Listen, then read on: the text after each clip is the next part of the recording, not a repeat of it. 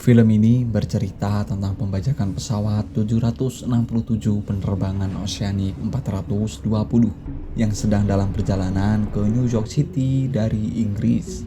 Melintasi Atlantik Utara dengan penerbangan penuh, perjalanan yang bermula damai dan tenang itu seketika kisruh ketika 5 orang separatis Rusia mulai beraksi dengan menembak salah satu pramugara yang sedang melayani penumpang membawa senjata 3 dimensi.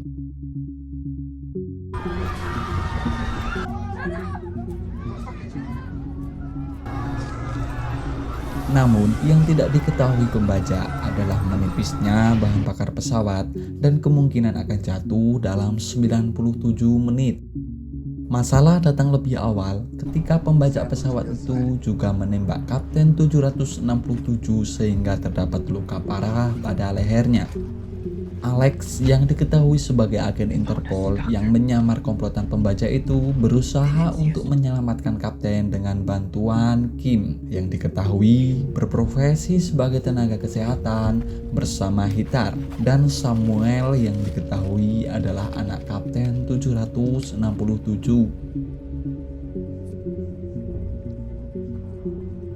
Seken berpindah ke Badan Keamanan Nasional Amerika, terlihat Direktur Hawkins yang bingung dengan berita pembajakan tersebut. Saat itu, Direktur Hawkins juga dipaksa untuk membuat keputusan secepatnya, dan dipilihlah keputusan untuk menembak jatuh pesawat 767. Menurutnya, itu adalah langkah terbaik sebelum terjadi lebih banyak korban di darat. Melawan keinginan kuat Deputi Toyin yang berusaha membujuk Hawkins agar tidak menembak jatuh karena terdapat banyak korban yang tidak bersalah pasti akan tewas. Sir, we have a man on the inside. If we just give him time. Your comm link is down. Your asset isn't way over his head. You've got 5 armed hostiles in control of a 767, I would say.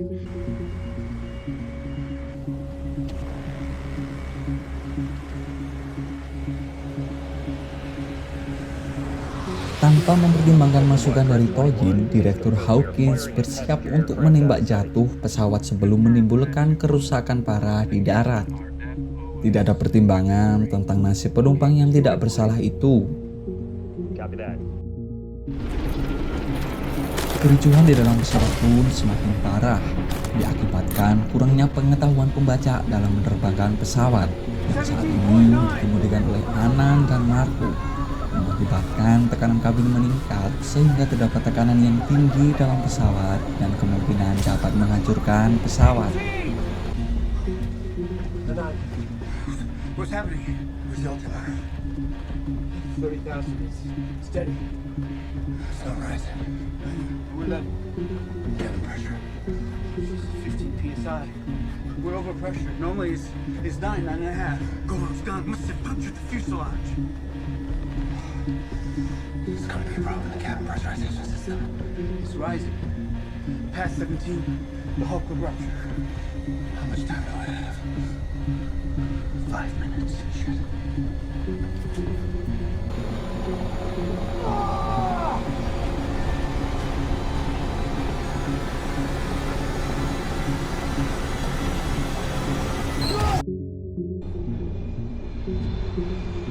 Niat Hawkins untuk menembak jatuh pesawat 767 sudah di depan mata.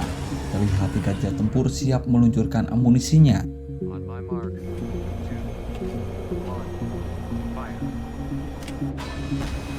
Dan satu rudal pun diluncurkan namun target lolos. High-band transmission device.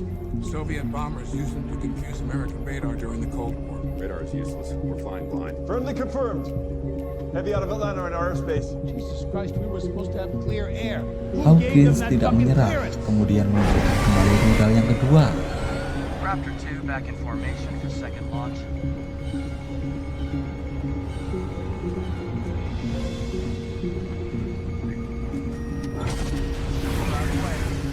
God damn it! Abort! Do what she says. Raptor aboard. Raptor aboard. Negative control, cannot abort.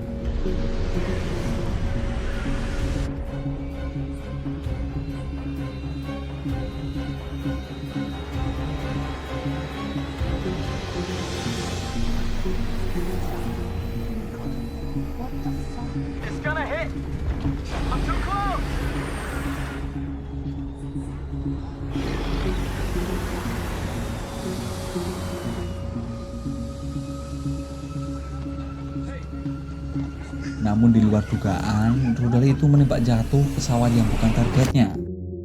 Dan puing-puing pesawat itu menghancurkan 2 jet tempur dan merusak ekor pesawat 767. Oh my god! We're taking on debris! Everybody take the boat!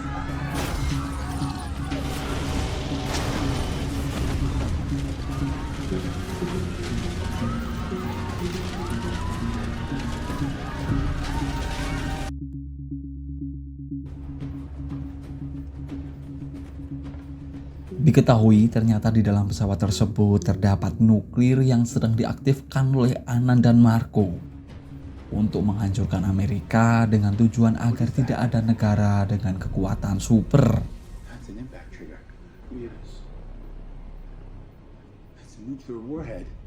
What do you think the Americans will do when a Russian nuclear bomb destroys their city? How long will the world burn? You want to start a war between the superpowers? No, Marco. I want a world without superpowers. What we do today is the beginning of their end.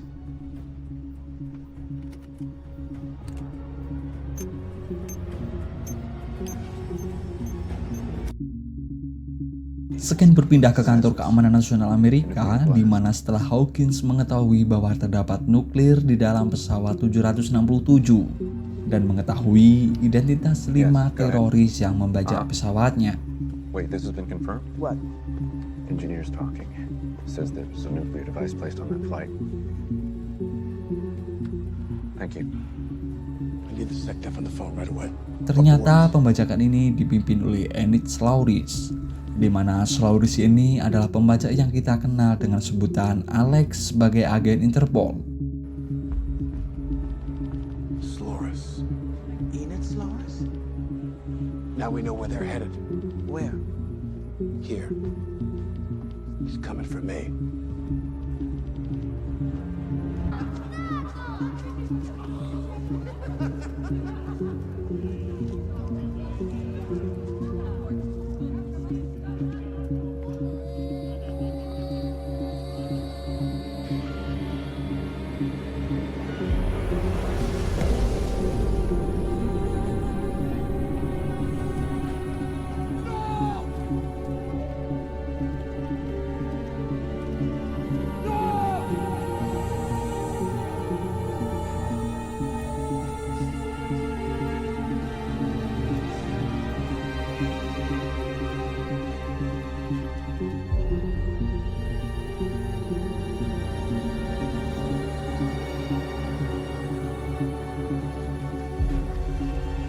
Dalam adegan ini juga diceritakan bahwa Hawkins memiliki masalah pribadi dengan Slauris yang mengakibatkan istri dan anak Slauris tewas akibat ledakan yang diciptakan Hawkins.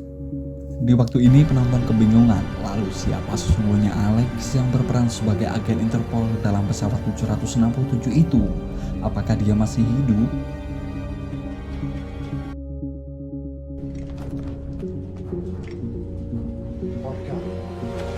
Dalam adegan lain, Scan menunjukkan pengkhianatan Slauris yang sedang menghabisi teman-teman terorisnya di dalam pesawat. Karena dia yakin di antara komplotannya itu ada salah satu agen Interpol.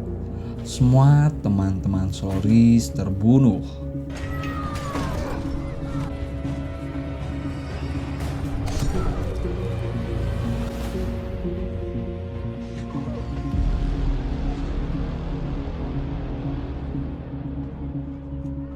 We are with you, my brother.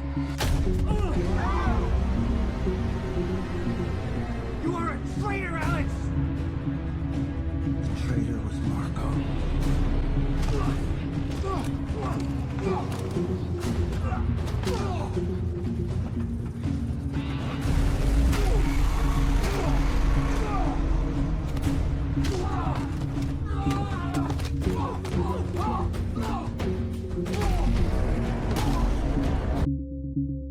Setelah menghabisi temannya sendiri, Slauris berusaha untuk menerbangkan pesawat tersebut.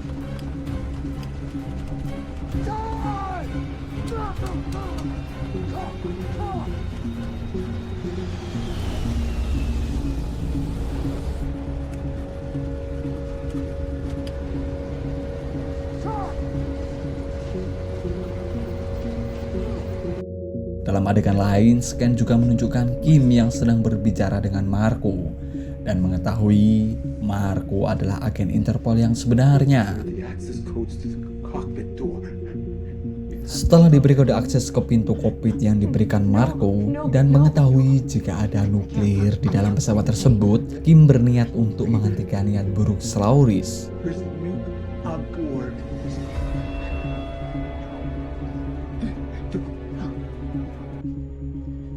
Who dies for ours? When does it stop? Dan setelah adu cekcok, satu tembakan Kim berhasil ditembakkan membuat Slauris tumbang. Kim yang awalnya sebagai tenaga kesehatan itu sekarang beralih mengendalikan pesawat 767. 5, 4.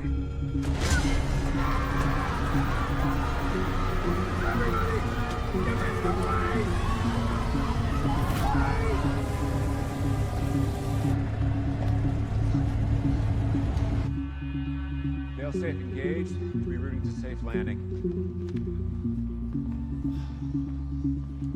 ETA's landing site. 10 minutes, Chief.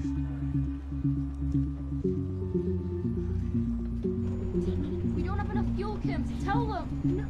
Hello? Hello? No. Hello?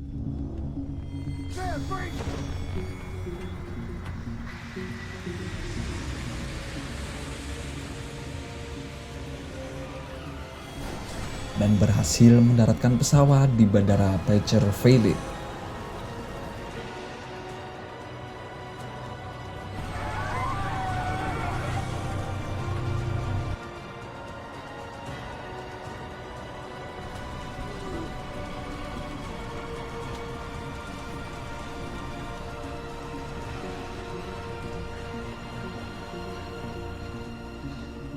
Tidak ada nuklir yang meledak dan tidak ada gedung yang tertabrak. Itu adalah akhir dari film 97 Minutes. Dan film pun tamat.